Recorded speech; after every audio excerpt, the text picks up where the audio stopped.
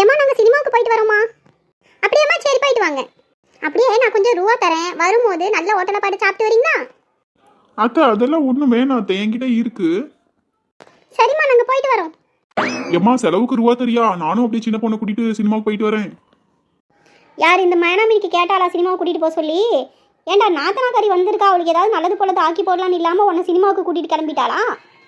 அதெல்லாம் ஒன்றும் வேணாம், உள்ளே போய் இருக்க வேலையை பார்க்க சொல்லுவான் பொண்டாட்டிய.